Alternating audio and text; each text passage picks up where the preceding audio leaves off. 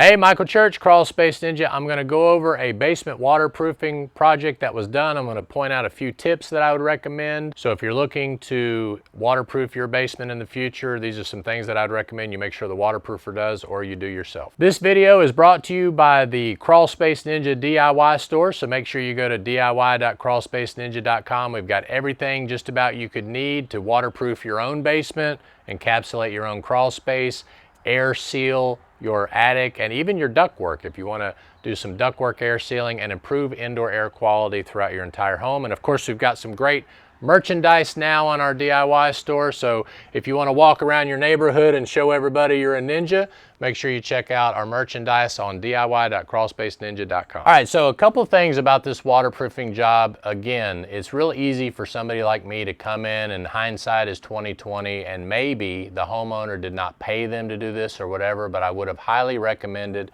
that you have a vapor barrier on this wall, or even insul barrier. Insul barrier is really good at insulating basement walls. Have that insul barrier go behind the track, so that way any moisture that comes through the wall is going to be diverted into the track system that they put in here. So that would be one recommendation I would do.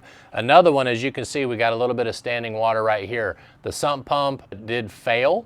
The battery backup, I think they lost power, and the battery backup was not maintained. I don't believe the battery was working properly. So let's cover first thing, if you're going to waterproof your basement, make sure you get a battery backup system for that, or a generator for the whole house. Make sure you hook that up on the generator, because when are you going to take on a lot of water during a storm? When are you going to lose power during a storm? But what happened is that the sump pump or the battery backup, they got a call into the company to come out and take a look. Something failed. They had standing water. It was a lot worse. About 4 days ago, we got a huge torrential rain.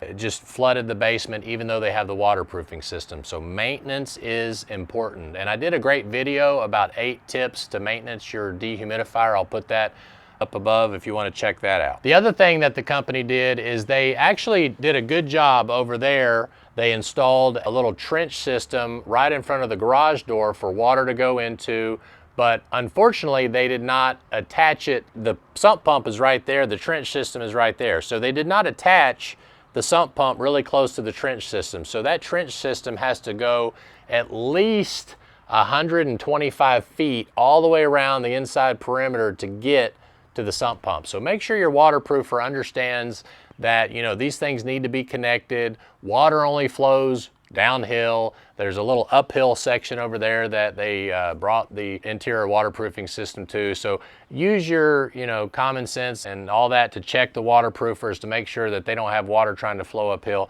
So those are some of the issues that I just wanted to point out. But the last thing I just want to say again is don't just go and fix what you can see.